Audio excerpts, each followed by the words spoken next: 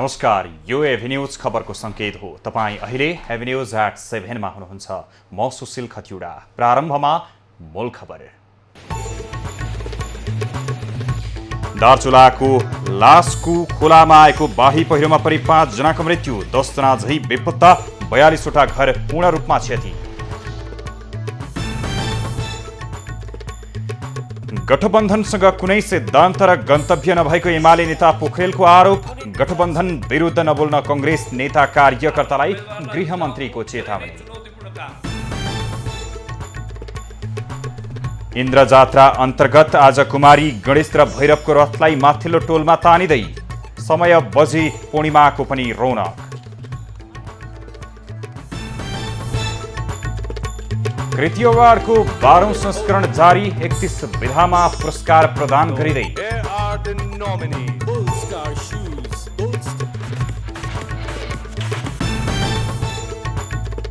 Charles तृतीय बने बेलायतको औपचारिक रूपमा राजा। सेन्ट जेम्स प्यालेसमा विशेष समारोहका बीच राजा घोषित।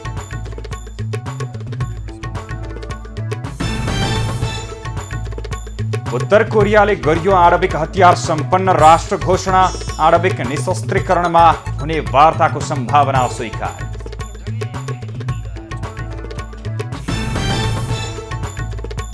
र बहराइनमा जारी एएफसी अन्डर-20 एसियन कप छनौटमा आज नेपाल भुटानसँग भिड्दै। खेल राति 9:15 बजेबाट सुरु हुने।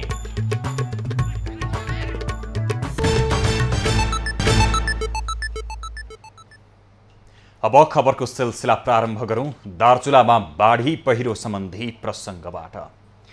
बाढी र पहिरोमा परि दार्चुलामा 5 जनाको मृत्यु भएको छ भने 10 जना बेपत्ता भएका छन्। गैराती लासको खोलामा आएको बाढी र पहिरोमा परि महाकाली नदी नगरपालिका र नौगाड गाउँपालिकामा मानवीय साथै भौतिक क्षति भएको हो। बाढी पहिरोमा परि मृत्यु हुनेमा नौगाड गाउँपालिका 1 सल्लाहका अन्दाजे 35 वर्षीय जानकी ठगुन्ना, 14 वर्षीय धनमती ठगुन्ना, नौगाड 2 का मोहन पार्की, महाकाली नगरपालिका 2 मैखोलीका 87 वर्षीय नन्दराम बोहरा र महाकाली नगरपालिका 1 का 45 वर्षीय मनमती कार्की रहेको जिल्ला प्रहरी कार्यालय दार्चुलाले जनाएको छ। बाढी पहिरोमा परि बेपत्ता हुनेहरूमा नौगाड गाउँपालिका 1 का 35 वर्षीय चिमडी ठगुन्ना, सोही ठाउँका 15 वर्षीय महामती ठगुन्ना, नौगाड 2 दल्लेकका 40 वर्षीय मणिराम लुहार, त्यस्तै महाकाली नगरपालिका 4 का 45 वर्षीय मोहन लुहार, त्यस्तै सोही ठाउँकी 40 वर्षीय सरस्वती लुहार, महाकाली नगरपालिका 3 डुङ्गरीका 55 वर्षीय धनसिंह कार्की, उनका जेठा छोरा 20 वर्षीय दीपक कार्की, 12 वर्षीय कान्छा छोरा दिनेश कार्की रहेको प्रहरीले जनाएको छ।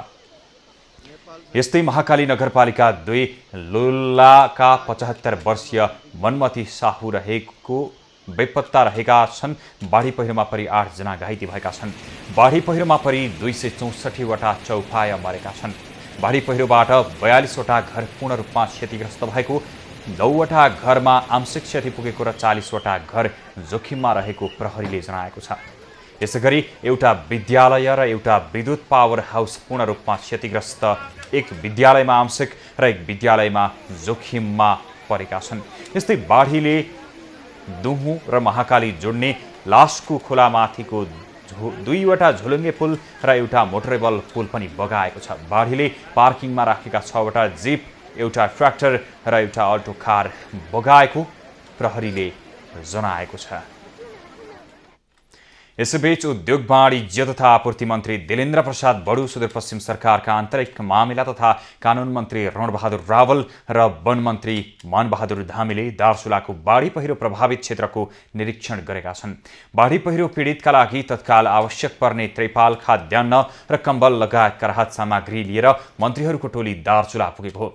दार्चुलाको महाकाली नगरपालिका र नौगाड गाउँपालिकामा गैराती आएको बाढी पहिरोमा परि 5 जनाको मृत्यु हुनुका साथै 10 जना बेपत्ता रहेका छन्। बाढी पहिरोले भौतिक संरचनामा पनि ठूलो क्षति पुर्याएको छ। वर्षा र सहकालका देवता देवराज इन्द्रको पूजा आराधना गरी मनाइने इन्द्रजात्राको 4थो दिन आज थनेय मनाइँदैछ। आज जीवित देवी कुमारी गणेश र भैरवको रथ माथिल्लो टोलमा परिक्रमा गराइन्छ। रथयात्रा बसन्तपुरको कुमारी घरबाट सुरु भई माथिल्लो टोल अन्तर्गत प्याफल, नरदेवी, टङ्गल, नायमरु, असन, इन्द्रचोक, मखन, हनुमान ढोका हुँदै पुनः कुमारी घर अगाडि ल्याएर समापन हुन्छ। इन्द्रजात्राको चौथो तथा रथयात्राको दोस्रो दिन समय बजे पूर्णिमा पनि मनाइन्छ। काठमाडौँ उपत्यकामा मात्र नभई अन्य जिल्लामा नेवार समुदायले पनि समय बजे पूर्णिमा मनाउने गर्दछन्। जात्राको अवसरमा आज काठमाडौँको चन्द्रगिरी नगरपालिकामा रहेको इन्द्रदहमा विशेष मेला लागेको छ। भाद्र शुक्ल द्वादशीका दिन हनुमान ढोका अगाडि धार्मिक विधिपूर्वक इन्द्रध्वजा सहितको लिङ्गो उठाइएपछि प्रारम्भ हुने यो जात्रा विभिन्न प्रकारका नाचगान, रथयात्रा र देवी देवताको पूजा आराधना गरी 8 दिनसम्म मनाउने चलन रहेको छ। शत्रु पराजय भएपछि विजय मनाउने पर्वका रूपमा इन्द्रजात्रा मनाउने चलन रहेको छ। दर्शकवृन्द, इन्द्रजात्राको अवसरमा आज पनि गणेश, कुमारी लगायतको खट यात्रा विभिन्न स्थानमा परिक्रमा गराइँदैछ। अहिले कहाँ पुर्याइएको छ, रौनक कतिको छ, यो विषयमा थप जानकारी दिन यतिखेर हाम्रो प्रत्यक्ष सम्पर्कमा जोडिनु भएको छ हेभी न्युज खबरदाता सङ्गीता थापा।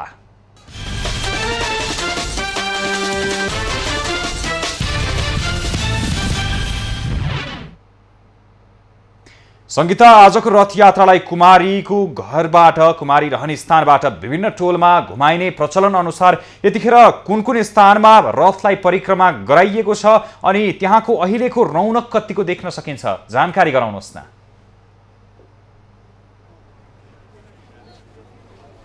सुशील, भाद्र द्वादशीको दिनदेखि विधिवत रूपमा सुरु भएको इन्द्र जात्राको आज चौथो दिन अर्थात् रथ यात्राको दोस्रो दिन।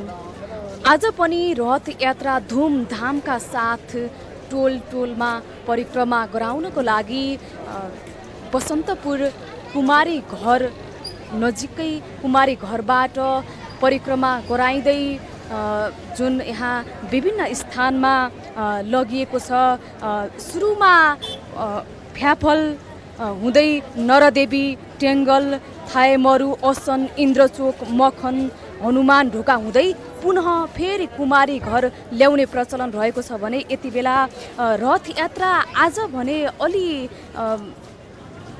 करिब 6:30 बजेदेखि रथ यात्रा सुरु गरिएकै कारण पहिला सुरुमा भने फ्याफल हुँदै यति बेला फ्याफल नजिकै रहेको। सङ्गीता, यसरी बेलुकाको समयमा रथ तान्ने तयारी भइरहेको भनेर तपाईँले जानकारी गराइरहनु भएको छ। अब यसभन्दा अगाडि बेलुकाको समयमा पनि रथ तानेर प्याफल, नरदेवी लगायतका विभिन्न स्थानमा अहिले पुर्याउने तयारी भइरहेको छ अथवा त्यहाँ घुमाइसकेर फेरि पनि बसन्तपुरमा ल्याइ पुर्याइएको हो, के हो यो जानकारी गराउनुहोस् न। सुशील, करिब 6:30 बजेदेखि बसन्तपुरबाट रथ परिक्रमा गरिँदै अगाडि लगिएको छ र अहिले यति बेला फ्याफल पुगेको हामीले जानकारी पाएका छौँ। यद्यपि बसन्तपुर कुमारी घरबाट भने परिक्रमाका लागि रथ यात्रा लगिसकिएको छ भने हामी यति बेला यहाँ सोहित बसन्तपुरमै सोहित भैरव मन्दिरको अगाडि छौँ र जस्तै आज दिनभरि धुमधामका साथ यहाँ विभिन्न देवी देवताका नाचहरू प्रदर्शनसँगै विभिन्न रथलाई पूजा आजा गरेर जुन रथ परिक्रमाको लागि यहाँबाट निकालिएको छ र अब भने यति बेला फ्याफल पुगेसँगै विभिन्न टोल टोलमा पूजा आजा गर्दै फेरि पुनः बसन्तपुर ल्याइन्छ। सुशील, सङ्गीता, तपाईँले जानकारी गराइरहँदाखेरि त्यहाँ रहेर इन्द्र जात्राको अवसरमा मुख्य दिन हिजो पनि तपाईँले खबर अध्यावधिक गराइरहनु भयो। योभन्दा अगाडिका केही वर्ष कोरोनाका कारणले गर्दाखेरि केही सहज हुन सकेको थिएन भने जात्रा यो पालि भने निकै धुमधामका साथ मनाइएको छ। विगतका वर्षहरूलाई हेर्दा र यो वर्षलाई हेर्दाखेरि जात्राको रौनक कस्तो देखियो, के भन्न सकिन्छ?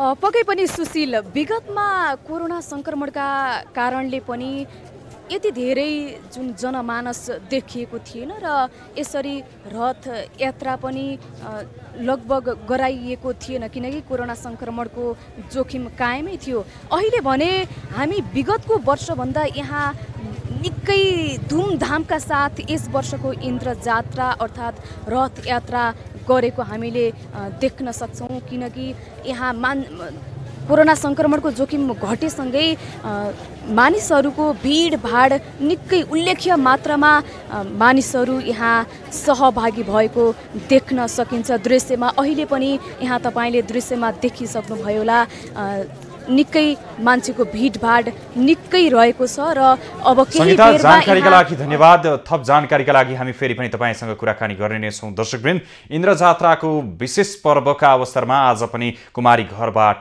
कुमारी त्यस्तै गणेश लगायतको रथ आज पनि काठमाडौँका विभिन्न स्थानमा विभिन्न टोलमा घुमाएर फेरि पनि कुमारी घरमै लगेर आज समापन हुन्छ र हिजो विशेष दिनमा त्यहाँ इन्द्र जात्राको अवसरमा राष्ट्र प्रमुख लगायतका विभिन्न उच्च स्तरीय व्यक्तिहरूले पनि अवलोकन गरेका थिए र आज पनि सोही अनुसार इन्द्र जात्राको रौनक उत्तिकै रहेको छ। यहाँ विभिन्न काठमाडौँ भक्तपुर लगायतका विभिन्न ठाउँका आन्तरिक तथा बाह्य पर्यटकहरू पनि भएर इन्द्र जात्रा निकै धुमधामका साथ मनाइरहेका छन्।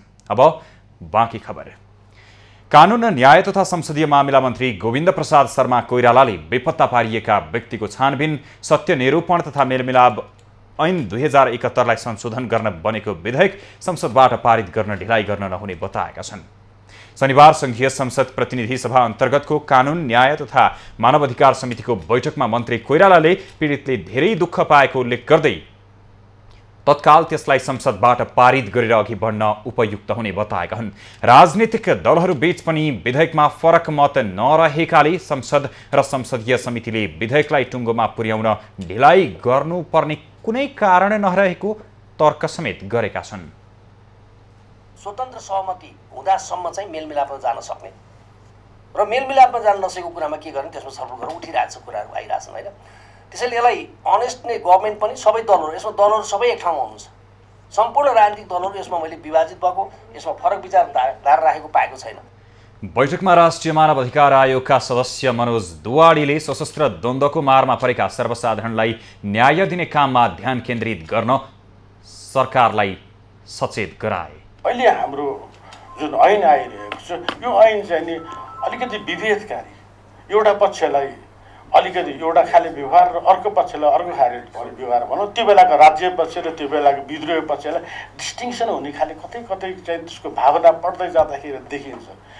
बैठकमा मानव अधिकार आयोगका पूर्व सदस्यहरूले द्वन्द्वकालका दोषीलाई उन्मुक्ति दिने गरी विधेयक ल्याइएको भन्दै आपत्ति जनाए। उनीहरूले सशस्त्र द्वन्द्वकालका पीडितलाई न्याय दिने काममा ढिलाइ गरे झनै समस्या थपिने भन्दै सरोकारवाला पक्षको ध्यानाकर्षण समेत गराए। यसको बिहाइन्ड त्यो सिन एन्ड बिहाइन्ड त्यो पर्दा पछाडिका कारणहरू हामीले बुझ्नुपर्छ भन्ने मलाई लाग्छ। त्यसैले म के भन्छु भने हामीले अझै यसलाई ट्रान्सप्यारेन्ट बनाउन सकेका छैनौँ। के राख्ने, कति राख्ने, कसरी राख्ने मान्यजीहरूले यत्रो 19वटा जति संशोधन पनि राख्नु भएको छ। या हाम्रो कुरा सुनेपछि यहाँहरूले टुङ्गाउनुहोस्, तर यो कानुन पास गर्नुहोस्। उनीहरूले सशस्त्र द्वन्द्वकालमा भएका मानवाधिकार उल्लङ्घनका घटनाका पीडितहरूलाई न्याय दिने काममा राजनीतिक दलहरूको मात्रै सहभागिताले सम्भव नहुने पनि स्पष्ट पारे। नेकपा एमालेका वरिष्ठ उपाध्यक्ष ईश्वर पोखरेलले अहिलेको गठबन्धनसँग कुनै सिद्धान्त र गन्तव्य नै नभएको आरोप लगाएका छन्। एमाले मोरङ काठमाडौँ सम्पर्क मञ्चले शनिबार काठमाडौँमा आयोजना गरेको कार्यक्रममा पोखरेलले गठबन्धन एमालेको विरोध गर्न मात्रै बनेको टिप्पणी गरेका हुन्। उनले गठबन्धनको सबै षड्यन्त्रलाई चिर्दै आगामी निर्वाचनमा एमालेले बहुमत ल्याउने दाबी पनि गरेका छन्। यो गठबन्धन के को लागि त भन्दा एमालेको विरोधको लागि हो। केवल एमालेलाई विरोध गर्नको लागि कायम गरिएको यो गठबन्धन, मैले अघि भने कुनै सिद्धान्त छैन, कुनै विचार छैन, कुनै कार्यक्रम छैन, कुनै गन्तव्य छैन। यस किसिमको गठबन्धन अर्कोतिर छ। नेता पोखरेलले अहिलेको आवश्यकता अनुसार केही स्थानमा चुनावी तालमेल हुन सक्ने तर गठबन्धन नै बनाएर एमाले अघि नबढ्ने पनि स्पष्ट पारे। उनले नेपालको स्वाभिमानमाथि कसैले गलत नजर लगाउन नसक्ने कुरा एमालेले नै स्थापित गरेको जिकिर समेत गरेका छन्। गृहमन्त्री बालकृष्ण खाँडले नेपाली कांग्रेसका नेताहरूले सत्तारूढ गठबन्धन विरुद्ध भाषण गर्दै हिँड्न नमिल्ने बताएका छन्। प्रदेशसभा र प्रतिनिधि सभा निर्वाचनमा अघि गठबन्धन तोड्ने पक्षमा पार्टीको केन्द्रीय समिति नरहेको उल्लेख गर्दै गृहमन्त्री खाँडले त्यसका विरुद्धमा पार्टीका नेताहरूले भाषणबाजी गर्दै हिँड्न नमिल्ने बताएका हुन्। शनिबार काठमाडौँमा तरुण दल काभ्रेले आयोजना गरेको कार्यक्रममा गृहमन्त्री खाँडले गठबन्धनले उठाएको उम्मेद्वारहरूको पक्षमा उभिनु कांग्रेस नेता कार्यकर्ताको राजनीतिक धर्म र दायित्व दुवै भएको उल्लेख गर्दै त्यसको विरुद्ध नलाग्न चेतावनी दिए। धेरै नै चुनौतीपूर्ण काम हो। विजय गराउनु धेरै नै चुनौतीपूर्ण काम हो। यो चुनौतीपूर्ण काम पनि हामीले पूरा गर्नु परेको छ। झनै अर्को पार्टीको उम्मेदवार आयो भने त्यो पार्टीलाई पनि आफ्नै गठबन्धन आफ्नै पार्टीको उम्मेदवार मानेर जिताउनु पनि ठुलो चुनौती छ। गृहमन्त्री खाँडले गठबन्धनलाई बचाएर आगामी निर्वाचनलाई सुनिश्चित र सुरक्षित गराउने दायित्व पूरा गराउने प्रतिबद्धता समेत व्यक्त गरेका छन्। नेपाली कांग्रेसका वरिष्ठ नेता रामचन्द्र पौडेलले देशमा राष्ट्रिय संकटको अवस्था सिर्जना भएपछि राष्ट्रिय एकताका लागि कांग्रेसले वाम गठबन्धनसँग गठबन्धन गरेको बताएका छन्। शनिबार तनहुँमा आयोजित जनताको साथमा नेपाली कांग्रेस अभियान कार्यक्रममा नेता पौडेलले केही अराजक शक्तिले लोकतन्त्रलाई उल्ट्याउन खोजेपछि कांग्रेस गठबन्धन गर्न बाध्य भएको बताएका हुन्। उनले बीपी कोइरालाले अघि सारेको मेलमिलाप र समाजवादको सिद्धान्तलाई आत्मसात गर्दै संगठनलाई चलायमान बनाउन र जनताको साथमा रहेर काम गर्न कार्यकर्तालाई निर्देशन समेत दिए। राष्ट्र संकटमा छ। राष्ट्र संकटमा भएको बेलामा राष्ट्रमा एकता चाहिन्छ। राष्ट्रिय एकता र मेलमिलाप चाहिन्छ। दिदीले राष्ट्रिय एकता र मेलमिलाप भन्नुभयो। आज हामीले गठबन्धन गरेर त्यही साकार गरेका हौ। वरिष्ठ नेता पौडेलले नेपालमा कृषि, पर्यटन र ऊर्जा शक्तिको विकास भए देशको आर्थिक अवस्था मजबुत हुने र युवाहरू आत्मनिर्भर हुने बताएका छन्। खबरको सिलसिला अझै जारी छ, हामीसँगै रहनुहोला। र बहराइनमा जारी एएफसी अन्डर-20 एसियन कप छनौटमा आज नेपाल भुटानसँग भिड्दै खेल राति 9:15 बजेबाट सुरु हुने।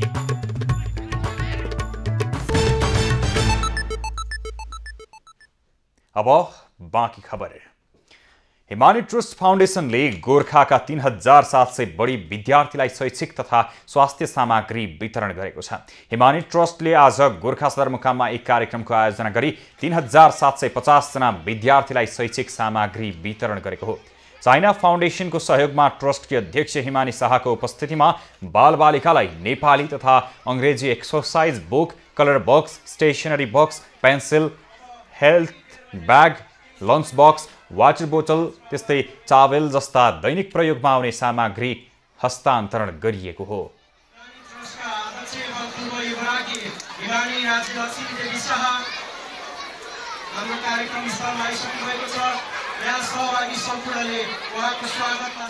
ट्रस्टकी अध्यक्ष शाह शैक्षिक र स्वास्थ्य सामग्री वितरणका लागि शुक्रबार नै गोर्खा सदरमुकाम पुगेकी हुन्। उनले आज बिहान पुर्ख्यौली कुल देवताको रूपमा पुज्दै आएको गोरखकाली मन्दिर र गोरखनाथको दर्शन समेत गरेकी थिइन्। छोरीको साथमा गोर्खा पुगेकी शाहलाई नेपाल प्रहरी र सशस्त्र प्रहरीले सुरक्षा व्यवस्था मिलाएको थियो। ट्रस्टले दुर्गम क्षेत्रका बालबालिकालाई पढाइमा सहयोग पुगोस् भन्ने उद्देश्यले शैक्षिक सामग्रीहरू वितरण गर्दै आएको छ। शाही युवा शक्ति नेपालले राजतन्त्र पुनर्स्थापनाको माग गर्दै शनिबार नारायण हेटी दरबार अगाडि धरना दिएको छ। गणतन्त्र खारेज गरेर राजतन्त्र स्थापना गर्नुपर्ने भन्दै उनीहरूले प्रदर्शनसहित धरना दिएका हुन्। उनीहरूले स्त्रीपेज खोसेर ज्ञानेन्द्र शाहलाई लगाइदिने चेतावनी समेत दिए।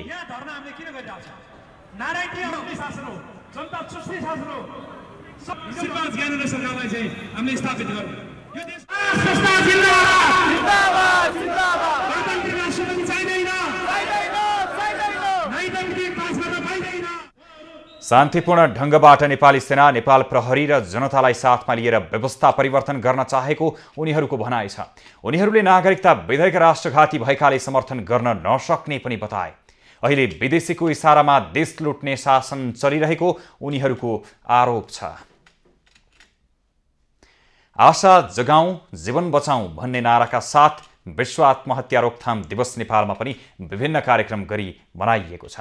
हरेक वर्ष अङ्ग्रेजी महिना सेप्टेम्बर 10 तारिकका दिन आत्महत्याको विषयमा जनचेतना जगाउने उद्देश्यले यो दिवस मनाउने गरिन्छ। उनी हुन् शान्तम शर्मा। उनले डिप्रेसनका कारण 3 तल्ला भवनबाट हाम फालेर आत्महत्या गर्ने प्रयास गरेका थिए।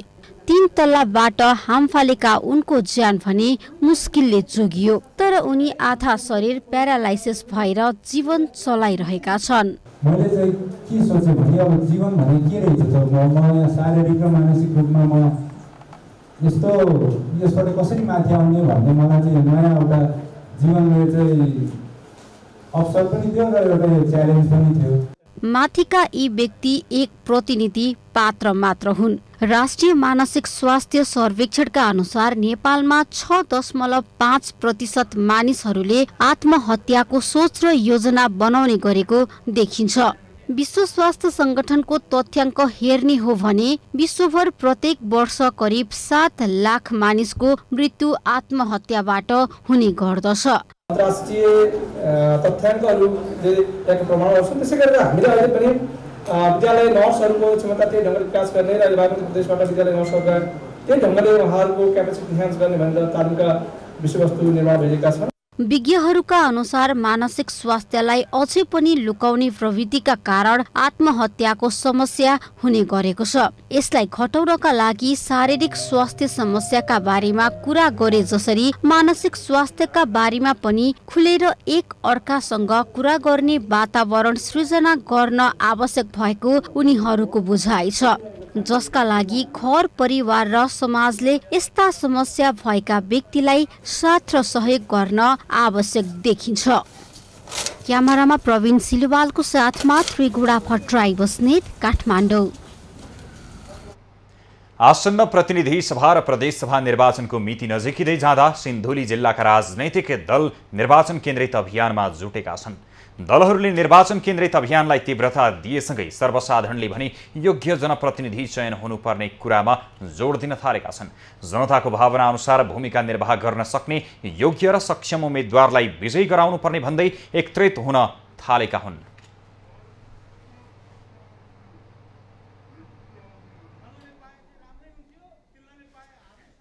राजनीतिकलाई पेशा नसम्झिकन राजनीतिकलाई सेवाको रूपमा र जनताको पीर मार्कालाई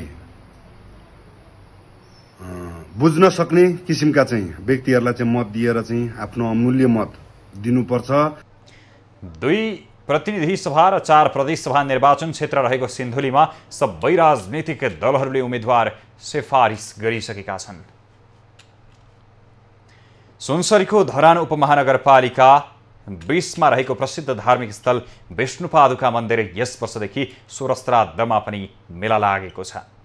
बाटोघाटोको अवस्थाका कारण कुशे औँसीमा मात्र मेला लाग्ने भए पनि यस वर्षदेखि भने विष्णुपादुकामा सोह्रश्राद्धमा समेत मेला लागेको हो। धरानबाट विष्णुपादुका मन्दिरसम्म पुग्ने बाटोको स्तरोन्नति र पुल निर्माण भएपछि धार्मिक आस्था राख्ने सबैको आग्रह अनुरूप सोह्रश्राद्धमा पनि मेला लगाइएको मन्दिर व्यवस्थापन समितिले जनाएको छ।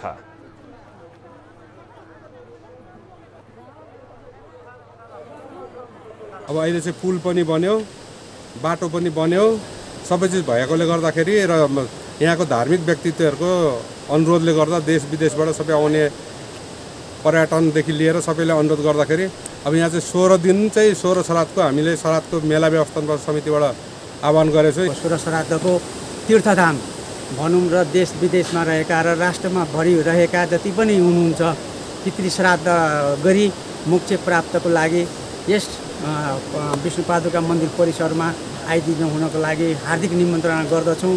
धरानदेखि 4 किलोमिटर उत्तर पश्चिममा रहेको कोकाहा नदीको किनारामा रहेको विष्णुपादुका भगवान विष्णुले मोक्ष प्राप्त गर्न नसकेको आफ्ना पितृलाई तर्पण गरी श्राद्ध परम्पराको थालनी गरेका स्थानको रूपमा पुराणमा उल्लेख छ।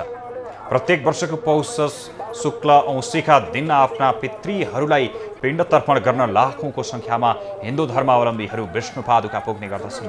यहाँ श्राद्ध गरेपछि भारतको काशी र गया गएर श्राद्ध गर्नु नपर्ने जनविश्वास रहेको छ। अघिल्ला वर्षहरूमा जोट खेतीबाट मनज्ञ आमदानी गर्ने सुनसरीका अधिकांश किसानहरू यस वर्ष भने उत्पादनबाट सन्तुष्ट भएका छैनन्। मलको अभावमा उत्पादनमा कमी आएपछि किसानहरू निराश भएका छन्। मल नपाएको पीडा झेलेका किसानहरू उत्पादन भएको जोटको मूल्यमा पनि गिरावट आएपछि थप निराश भएका हुन्। उनीहरूमा जोट खेतीप्रतिको आकर्षण नै घट्दै गएको छ। नेपाल सरकारले त मल दिनै सक्दैन। वार्डमा दिन्छ भन्छ, वार्डमा दियो भन्छ, एकजनाले एक बोरा पायो एउटा गाउँमा, बस भयो, त्यहाँ त दियो सकिहाल्यो। मार कसरी पर्छ भने इन्डियाबाट त मल किन्नै पर्यो, ल्याउँछ उनीहरूले जे मन लाग्यो त्यही भनेर लिन्छ। भारतबाट मल ल्याउँछ, यहाँ 2400को मल तपाईँको 3500, 3600, 4000 लिन्छ। मजदुरको दाम बढेको छ, 700 रुपियाँ कटाउनु लिन्छ मजदुरले। मल यहाँ किसानले मलै पाउँदैन, व्यापारले सबै डिलरमा आउँछ मल, सबै त्यो पारी बेचिदिन्छ, अर्कै व्यापारीले दिइहाल्छ, किसानले मलै पाउँदैन। विगतका वर्षको दाँजोमा जोट खेतीमा आकर्षण कम हुँदै गए तापनि केही किसान भने जसोतसो पेसा धानिरहेका छन्। सरकारले मल खादको सहजता दिलाए खेतीलाई निरन्तरता दिने उनीहरूको भनाइरहेको छ। राष्ट्रिय भूमि आयोग कैलाली जिल्ला समितिले भूमिहीन दलित र भूमिहीन सुकुम्बासीलाई जमिन दिनका लागि नाप नक्सा प्रक्रिया तीव्र पारेको छ। कैलालीका 13वटा स्थानीय तहमध्ये 5वटा स्थानीय तहमा अहिले नापी कार्य धमाधम भइरहेको छ। विशेष खबर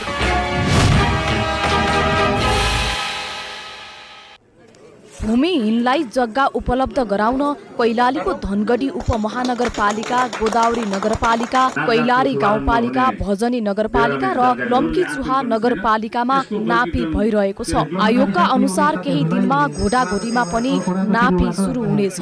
लम्कीचुहा नगरपालिका वार्ड नम्बर 3 को बलचौरमा बादी बस्तीमा 124 परिवारलाई हामीले वितरण गरिसकेको बेहोरा पनि हजुरहरूलाई सबैलाई थाहा छ। अहिले हामी धनगढी यो कैलाली जिल्लाको 5वटा पालिकामा नाप नक्सा सुरु गरेको अवस्था छ। धनगढीको सबै ओडामा नापी भइरहेको छ।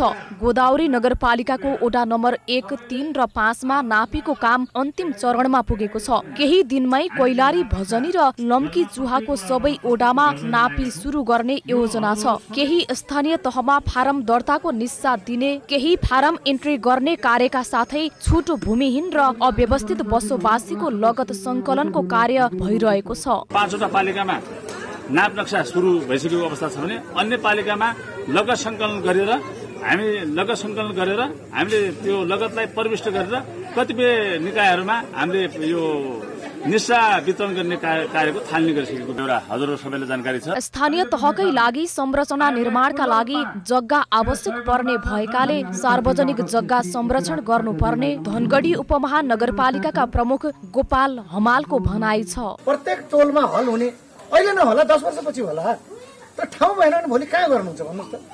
त्यसकारण अहिलेदेखि नै यो सार्वजनिक जग्गा जोगाउनु होला।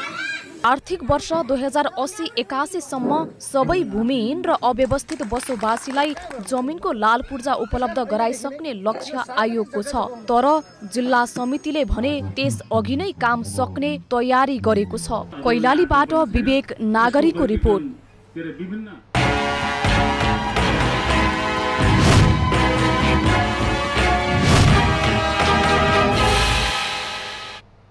इटहरी प्रदेश नम्बर 1 कै व्यस्त सहर हो, जहाँ बढ्दो शहरीकरणले जनघनत्व पनि बढ्दो छ। इटहरी मुख्य चौरास्ता भएर दैनिक जसो हजारौं मानिस आवत जावत गर्ने गर्दछन्, तर यहाँ सार्वजनिक शौचालय नहुँदा सर्वसाधारणले समस्यालाई मध्यनजर गर्दै घुम्ती शौचालय सञ्चालनमा ल्याइएको छ। इटहरी उपमहानगरपालिकाको सार्वजनिक शौचालयको समस्यालाई हल गर्न घुम्ती तथा पोर्टेबल शौचालय सञ्चालनमा ल्याइएको छ। इटहरी उद्योग वाणिज्य सङ्घले घुम्ती शौचालय 2 थान र पोर्टेबल शौचालय 7 थान हस्तान्तरण गरेको हो। इटहरी उपमहानगरका विभिन्न स्थानमा राखी प्रयोगमा ल्याउन सकिने शौचालय उपमहानगरलाई उपलब्ध गराइएको छ। उद्योग वाणिज्य सङ्घले उपलब्ध गराएको शौचालयको स्थान हेरी उपयोग गरिने उपमहानगर प्रमुख हेमकर्ण पौडेलले बताए। समयदेखि सार्वजनिक शौचालय नभइरहेको इटहरी उपमहानगरपालिकाको तर्फबाट हामीले सार्वजनिक शौचालयको शिलान्यास गरेका छौँ र केही दिनभित्रमा अरू 2टा शौचालयहरू हामी शिलान्यास गर्दैछौँ। उद्योग वाणिज्य सङ्घले करिब 40 लाख रुपैयाँ लागतमा निर्माण गरिएका 9 थान शौचालयले चौरास्तामा पर्ने इटहरी क्षेत्रको शौचालयको अभावलाई परिपूर्ति गर्ने बताउँछन् इटहरी उद्योग वाणिज्य सङ्घका अध्यक्ष भीमबहादुर पौडेल। इटहरीलाई हाम्रो व्यापारिक हब भन्दै गर्दा साधारण शौचालयको अति आवश्यक र इटहरी नगरमा साधारण शौचालय नभएको कारणले हामीले यो साधारण शौचालय ल्याउनलाई अत्यन्त गम्भीरताका साथ हामीले कोसिस गर्यौं। इटहरी बजार क्षेत्रमा सार्वजनिक शौचालय नहुँदा विगत लामो समयदेखि सर्वसाधारणले समस्या भोग्दै आएका थिए। उद्योग वाणिज्य सङ्घले उपमहानगरलाई उपलब्ध गराएको शौचालयको व्यवस्थापन तथा सञ्चालन गर्न सरकारवाला निकायहरू जिम्मेवार भएमा शौचालयको समस्या हल हुने विश्वास गरिएको छ। दीपक कार्की, सुनसरी। खबरको सिलसिला अझै जारी छ, हामीसँगै रहनुहोला।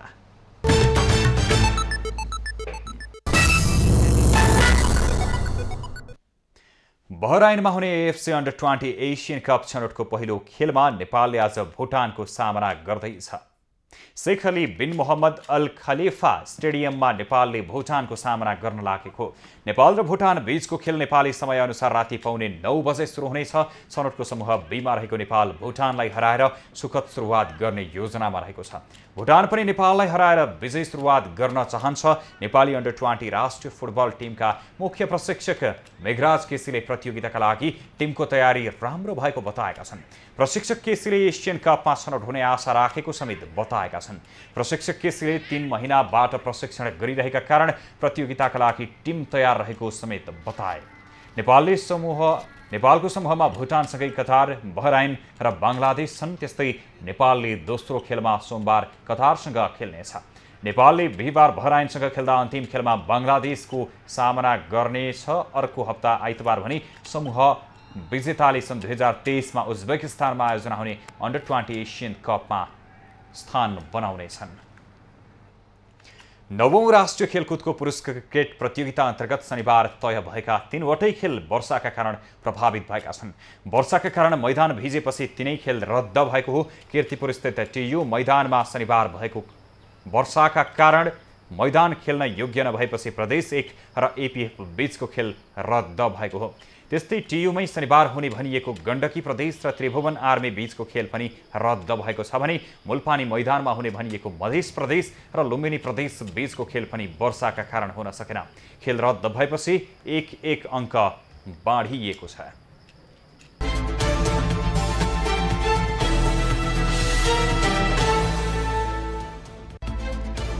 नेपालमा थप 163 जनामा कोरोना संक्रमण पुष्टि भएको छ। देशभर गरिएको 1718 पीसीआर परीक्षणका क्रममा 112 जना र 2028 एन्टिजेन परीक्षणका क्रममा 51 जनामा कोरोना संक्रमण पुष्टि भएको हो। कोरोनाका कारण शनिबार पनि कसैको मृत्यु नभएको स्वास्थ्य मन्त्रालयले जनाएको छ। त्यस्तै थप 130 जना संक्रमण मुक्त भएका छन्। हाल देशभर सक्रिय संक्रमितको संख्या 2430 रहेको छ। आजका लागि बोलाइएको प्रतिनिधि सभाको बैठक स्थगित भएको छ। संसद सचिवालयले एक सूचना जारी गर्दै बैठक स्थगित भएको जनाएको हो। अर्को बैठक 2079 भदौ 29 गते बुधबार बिहान 11 बजे संसद सचिवालयले बोलाएको छ। पछिल्लो समय निर्वाचन नजिकिएसँगै सांसदहरू गाउँघरमा पुग्ने गरेकाले सदनमा उपस्थित हुने सांसदको संख्या न्यून हुँदै गएको छ। नेपाली कांग्रेसका नेता प्रकाश मान सिंहले 2 वर्ष पनि दल टिकाउन नसक्नेहरूले देशको विकास गर्ने कुरा सम्भव नरहेको बताएका छन्। शनिबार काठमाडौँको बानेश्वरमा आयोजित एक कार्यक्रममा नेता सिंहले रविन्द्र मित्रप्रति इङ्गित गर्दै 2 वर्षसम्म पनि पार्टी टिकाउन नसक्नेले देश विकास गर्छु भन्नु व्यर्थको कुरा भएको बताएका हुन्। उनले आगामी निर्वाचनमा हल्लाको पछि नलागी देश विकास गर्न सक्ने सक्षम उम्मेदवारलाई मतदान गर्न आग्रह समेत गरे। दाङमा बिहिबार सरकारी वकिलको कार्यालयबाट फरार भएका सुनचोर घटनाका आरोपी पक्राउ परेका छन्। म्याद थपका क्रममा बिहिबार बेलुका भागेका 22 वर्षीय लक्ष्मण विश्वकर्मालाई प्रहरीले शुक्रबार राति दाङको सीमावर्ती क्षेत्रबाट पक्राउ गरेको हो। विश्वकर्मा बुधबार सुनचोरीको आरोपमा पक्राउ परेका थिए।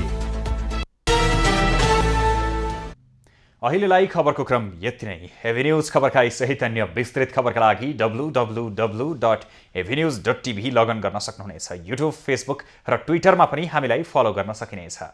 खबरभित्रको खबरका लागि हेर्दै रहनुहोला एभी न्यूज खबर। नमस्कार।